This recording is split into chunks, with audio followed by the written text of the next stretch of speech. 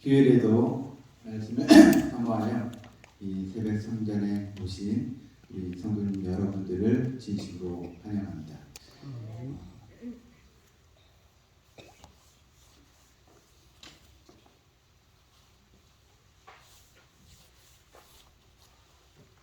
잠깐만요.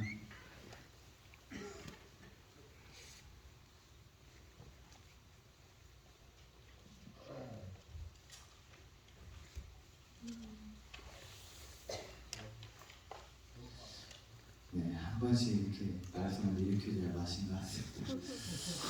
네. 오늘 이 하루도 어떤 세상의 재물이나 또 군사력이 여러분들을 보호하시는 것이 아니라 졸지도 않으시는 하나님께서 여러분들의 삶을 지켜주시기를 간절히 소망합니다. 아멘. 오늘은 우리가 너무나 잘 아는 시편 23편을 중심으로 말씀의 은혜를 나누고자 합니다. 시편 23편은 첫 번째 찬양시입니다. 어제 시편 서론을 말씀드리면서 여러 시편의 종류들의 말씀을 드렸는데, 분류들을 말씀을 드렸는데, 시편 23편은 찬양시입니다. 여호와가 주시는 만족과 안위, 여호와가 주시는 승리의 기쁨입니다. 시편 23편은 다윗이 일생 동안 자신이 체험한 하나님의 축복을 잔잔한 목가적인 모습을 묘사하면서 한편으로는 드라마틱한 그의 인생의 여정을 인도하신 하나님의 은혜를 찬양하는 찬양시입니다. 또한 이 청년 시절 양을 치던 목자였던 자신의 체험을 바탕으로 쓴 체험의 시이기도 합니다. 1절에 여호와가 나의 목자가 되기 때문에 부족함이 없다고 했습니다. 우리 시편 23편의 1절의 말씀을 다 같이 읽어보도록 하겠습니다. 시작. 여호와는 나의 목자시니 내게 부족함이 없으리로다. 여기 1절에 보면 여호와는 나의 목자시니 내게 부족함이 없으리로다, 이렇게 다윗은 시작을 하고 있습니다. 그런데 실상은 양처럼 부실하고 어리석고 깨없고 힘도 없는 동물도 없을 것입니다. 이 짐승에게 필수적인 방향 감각이 양에게는 없습니다. 그래서 길을 잃으면 개나 고양이처럼 집에 못 찾아옵니다. 또 날카로운 이빨이나 발톱이 있어야 적이 쳐들어오면 공격할 수 있는데 이런 공격할 무기도 없습니다. 그러면 상대방을 공격을 잘 못하면 뭐라도 잘해야 될까요? 방어라도. 네? 방어라도. 예. 일반적으로 36개라도 잘해야 되는데 양은 그 흔한 36개도 잘 못하는 것입니다. 이 가장 빨리 뛰는 가젤이나 이 말처럼 빨리 뛰기라도 해야 되는데 이 다리가 방추형 안짱다리라서 빨리 뛰지도 못합니다. 딱 다른 동물에게 잡혀먹기 십상인 동물이 바로 양이라는 것입니다. 그런데 여기에다가 겁은 또 얼마나 많은지 모릅니다. 그 다음에 또 이게 들판에 나와서 풀을 주식으로 먹는데 풀을 먹으면서 뭣도 못 가려요? 독초도 또 못 가려요. 네. 그래서 아무거나 먹어서 이렇게 탈이 나기도 일수인 것입니다. 그리고 이 대부분의 동물들이 자기 뭐는 할 줄 알까요? 네. 이 자기 몸 단장은 대체적으로 동물들도 알아서 합니다. 그래서 동물들을 보면은 대부분 뭐예요? 열심히 혓바닥으로 이렇게 핥고 구르고 이런 일들을 해서 자기 털과 일을 합니다. 심지어는 코끼리도 뭘 하는데? 자기 건강과 이렇게 청결을 위해서 모래 샤워를 하는데 이 양은 이런 거를 도대체 할 줄 모르는 동물인 것입니다. 한 번은 이런 일이 있었습니다. 과연 이 호주에서 발견된 이 동물이 뭘까요? 양 같아 보입니까? 이 심리학을 가지신 것 같습니다. 이 호주에서 어떤 사람이 이렇게 어디 낯선 곳에서 이상한 동물을 발견한 거예요. 내가 드디어 이 안드로메다에서 온 동물을 발견한 것 같다. 그래가지고 이렇게 신고를 했습니다. 그래서 또 이 동물 보호소 직원들이 와가지고 정말 그런 동물을 발견했나 와서 봤더니 그게 아니었던 것입니다. 길을 잃어버린 양이 안전히 이렇게 오물과 함께 털이 너무나 자라가지고 이렇게 외계에서 온 동물처럼 변했던 것입니다. 그래서 이 동물을 이렇게 털을 다 깎고 났더니 뭐예요? 양의 본래 모습으로 돌아왔던 것입니다. 이렇게 양털을 다 깎아난 이런 모습으로 돌아왔는데 이런 양들의 모습을 봤을 때 정말 양은 뭐예요? 칠칠맞기 그지없는 동물인 것입니다. 이런 양이 부족함이 없게 되려면 누구를 만나야 될까요? 목자. 선한 목자를 만나야 비로소 양은 부족함이 없는 인생이 되는 것입니다. 다윗은 양들을 돌보면서 다름 아닌 바로 자신이 이 양처럼 한없이 부실하고 칠칠맞은 존재임을 깨달았던 것입니다. 사단의 공격에 금방 쓰러질 수밖에 없는 존재이며 가야 할 길도 몰라 방황하기 일쑤이 또 어떻게 먹고 살아야 할지도 모르는 존재가 바로 자신임을 깨달았던 것입니다.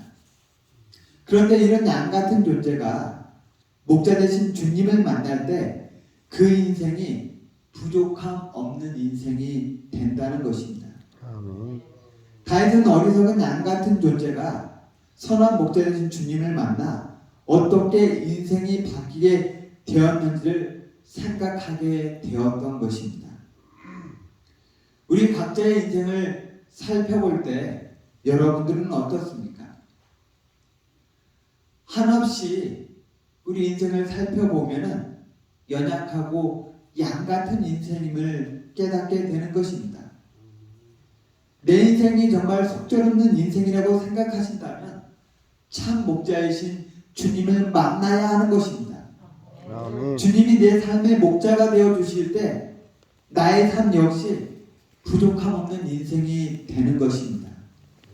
아멘. 2절에서 목자는 양을 쉴만한 물가로 인도한다고 했습니다.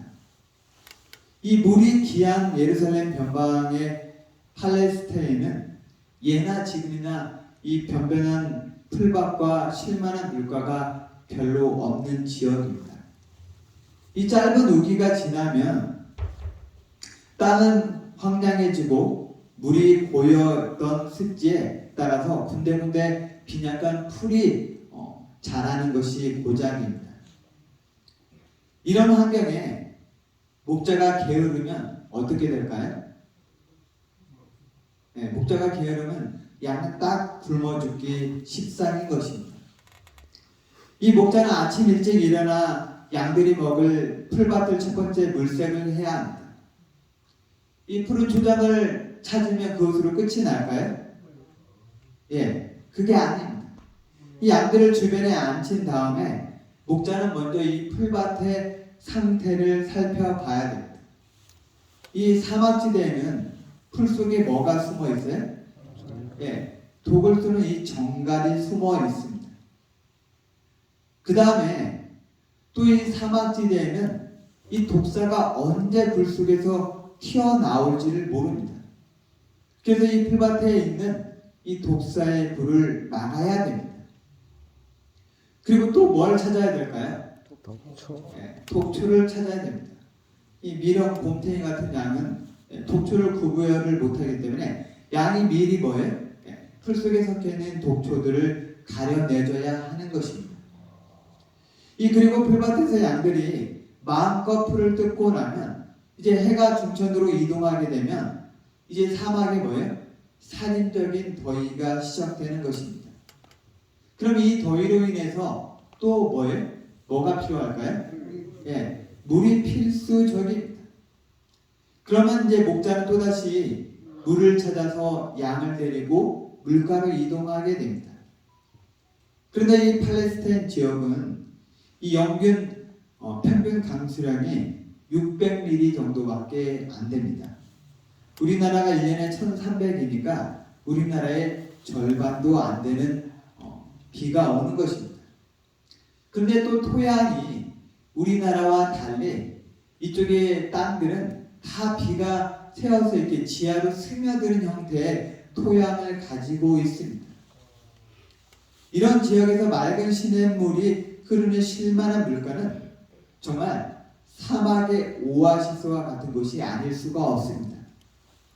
이전에 이 실만한에 해당하는 히브리어 메누아는 이 잔잔한이라는 의미를 가지고 있습니다. 따라서 이 실만한 물가는 잔잔하고 깨끗한 물이 흐르는 시냇가로 양들이 물을 먹기에 적당한 곳을 가리키는 것입니다.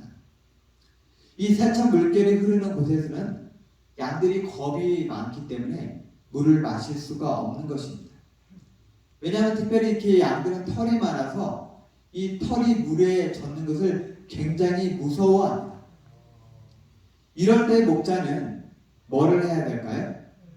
예, 큰 돌들을 옮겨다가 물이 이렇게 잔잔하게 흐를 수 있도록 환경을 만들어 줘야 하는 것입니다. 양들은 이 목자가 만들어준 잔잔한 물가에서 뜨거운 태양으로 인해 타들어가던 갈증을 풀며 한숨을 돌리게 됩니다. 그런데 짐승들에게 가장 위험한 순간은 바로 이렇게 긴장을 풀고 있을 때입니다. 4절의 말씀입니다.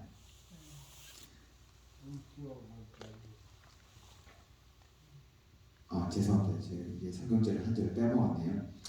4절에 내가 사망의 음침한 골짜기로 다닐지라도 해를 두려워하지 않을 것은 주께서 나와 함께 하심이라. 주의 지팡이와 막대기가 나를 안위하시나이다. 양은 이 신선한 풀로 깨끗한 물로 마시고 나면 그늘 밑에서 아무런 걱정 없이 낮잠을 청하게 됩니다. 아무런 경계를 하지 않은 양들은 뭐의 먹잇감이 될까요? 예, 맹수들의 아주 손쉬운 먹잇감이 되기 마련인 것입니다. 그런데 다른 동물처럼 양은 어떤 맹수가 달려들까 뭐하지 않아요? 경계하지 않습니다. 왜 경계하지 않을까요? 목자가 있으니까. 네, 목자가 있어서 목자가 물매를 들고서 그 다음에 또 지팡이를 가지고서 이 침입해 오는 맹수들을 막아주기 때문에 양들은 걱정하지 않고 편히 쉴 수 있는 것입니다. 비록 사망의 음침한 골짜기를 간다 할지라도 목자가 함께하기 때문에 양들은 두려워할 필요가 없는 것입니다. 마찬가지로 우리의 인생 여전히 사단의 공격으로 사망의 음침한 골짜기 같은 길들을 갈 수가 있습니다. 그런데 염려할 것이 없는 것은 누가 함께 하시기 때문에 주께서 나와 함께 하시기 때문인 것입니다. 이 아이와 아빠가 함께 미국 여행을 간다고 가정을 해봅시다. 그런데 아이가 자꾸만 아빠한테 이런 쓸데없는 질문을 하는 것입니다. 아빠, 내가 미국 어떻게 가는지 길도 모르는데 미국 여행은 어떻게 가? 아빠, 나 비행기 타는 거 너무 무서워. 어떻게 미국을 가? 아빠, 나 여권도 없는데 내가 미국을 어떻게 가? 아빠, 나 저기 비행기 표도 없잖아. 미국 가려면 비행기 표값이 장난이 아니라는데 어떻게 미국을 가냐고. 자꾸 이런 말들을 한다고 하면 이 아이는 뭐 하는 겁니까? 아빠를 못 믿는 거지. 한마디로 뭐예요? 쓸데없는 걱정을 하는 것입니다. 다 뭐 하면 돼요? 예, 아빠에게 맡기고 그냥 뭐 하면 됩니까? 따라가면 돼. 예, 아빠의 손을 잡고 가기만 하면 되는 것입니다. 근데 종종 사람들은 뭐는 잡지 않고 주님의 손은 잡지 않고 자꾸만 오만 가지 걱정만 하게 되는 것입니다. 주님, 저 길도 모르는데요. 주님, 저 비행기 한 번도 안 타봤는데요. 주님, 저 돈도 없는데요. 어떻게 하죠? 이런 질문들을 자꾸만 하게 된다면 과거의 구약의 한 인물도 이런 식의 질문을 정말 많이 했습니다. 누구일까요? 누가 떠오릅니까? 예, 바로 모세인 것입니다. 하나님께서 모세에게 이스라엘 백성들을 데리고 출애굽을 하라고 했더니 모세가 첫 번째 한 말이 뭐예요? 주님, 저는 말을 못해서 제가 할 수가 없습니다. 또 형 아론을 세워주겠다 했더니 하나님, 백성들이 제 말을 안 믿어주면 어떻게 합니까? 또 뭐라고 해요? 하나님 애국 왕이 하나님을 모른다고 하면 어떻게 합니까? 이런 질문들을 자체가 부질없는 것인 것입니다. 한 가지 해야 할 것이 있다면 오로지 주님의 손을 잡고 가는 것입니다. 그리고 그 손을 놓치지 않고 끝까지 따라가면 되는 것입니다. 5절에 이렇게 말씀하고 있습니다. 주께서 내 원수의 목전에서 내게 상을 차려주시고 기름을 내 머리에 부으셨으니 내 잔이 넘치나이다. 이제 해가 지면 양들은 우리 안으로 돌아갈 시간입니다. 목자는 우리의 문을 열고 양들을 한 마리씩 토닥여서 헤아리며 우리 안으로 들어가게 합니다. 이때 양들이 우리 안에 들어갈 때 목자는 입구에서 뭐를 들고 있을까요? 네, 이 감람류나 3대류가 잔뜩 들어있는 뿔을 손에 들고서 이 낮에 거친 광야길을 오가며 다친 양들의 상처에 발라주는 것입니다. 그리고 이 피곤으로 지친 양들의 머리를 기름 바른 손으로 쓰다듬으면서 우리 안으로 들여보내는 것입니다. 목자는 이른 아침부터 초장을 찾고 실만한 물가를 찾고 또 맹수들로부터 양들을 보호하느라 자신도 굉장히 지쳐있는 상태입니다. 또 그뿐만이 아니라 길 잃은 양들을 어떻게 하기 위해서요? 찾기 위해서 온갖 가시덤불을 들어가고 또 바위에 쓸키고 핥혀서 자신도 상처 입었지만 목자는 누구를 먼저 생각을 해요? 양을 먼저 생각을 하는 것입니다. 이런 목자의 모습을 볼 때 바로 십자가에서 우리의 죄를 위해서 돌아가신 예수 그리스도를 생각나게 하는 것입니다. 이 희생적이고 헌신적인 목자가 있었기에 죄인들이 고단한 하루를 마무리하고 편안히 우리 안에서 쉴 수 있는 것입니다. 우리 삶의 참된 목자 되신 주님, 그 주님을 따라가면 우리 삶이 부족함이 없고 평안하게 되는 것입니다. 아멘. 오늘 23편을 통하여 이런 교훈을 찾을 수가 있겠습니다.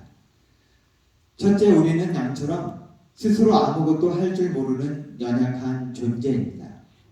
두 번째, 선한 목자는 양에게 필요한 모든 것을 책임지는 목자입니다. 아멘. 세 번째, 양이 아무런 걱정할 필요 없이 목자만 따라가면 다 해결되듯이 우리는 참된 목자 대신 예수님만 따라가면 됩니다. 적용의 말씀입니다. 첫 번째, 나는 한 마리 양처럼 연약해서 목자 되신 주님의 도움이 없이는 아무것도 할 수는 없음을 깨닫고 살아가고 있습니까? 두 번째, 나는 좌우로 치우치지 않고 선한 목자 되신 예수님만 전적으로 따라가고 있습니까? 아멘. 기도 제목입니다. 오늘 각 목장별 활동을 위해서 기도해 주시고요. 그 다음에 두 번째로는 우리 강석규 목사님이 일요일에 물을 뜨러 가셨다가 이렇게 넘어지셔서 지금 현재 골절과 또 뇌 피가 약간 고여 있어서 삼육서울병원에 어제 입원을 했습니다. 우리 강석규 목사님의 회복과 치료를 위해서 기도를 부탁드리고요. 그 다음에 사회는 북한 선교를 위해서 또 북한에 요즘에 매일같이 미사일을 발사하는데 주민들은 정말 식량난으로 많은 사람들이 굶어 죽고 있다고 합니다. 북한은 식량량을 위해서 기도를 해주시고요. 그 다음에 개인적으로는 올해 한 영혼을 주님께 인도하기 위해서 기도해 주시면 감사하겠습니다. 직원은 간호부의 홍영주 간호사님입니다. 그 다음에 부서는 물리치료부, 그 다음에 병원은 병원의 인증을 위해서, 그 다음에 부서 간 유기적 협력을 위해서 기도해 주시면 감사하겠습니다. 제가 기도하고 각자 개인 기도하는 시간 갖도록 하겠습니다. 기도하시겠습니다. 사랑의 주님, 주님이 우리의 선한 목자 되어 주심을 인하여 감사를 드립니다. 목자 되신 주님의 음성을 듣고 주께서 인도하신 대로 따라가게 하옵소서. 오늘도 길 잃은 양 되지 않게 하시며 매 순간 우리의 삶을 전적으로 주님께 맡기게 도와주시옵소서. 골절과 또 내 피가 고여 입원하신 강석규 목사님 병상을 지켜주시고 속히 회복되도록 인도하여 주시옵소서. 이 병원에 입원한 한우들 한 명 한 명을 기억하여 주시고 회복시켜 주시고 온전히 치유되게 하여 주시옵소서. 우리의 능력이 되시는 예수님 이름으로 간절히 기도드립니다. 아멘.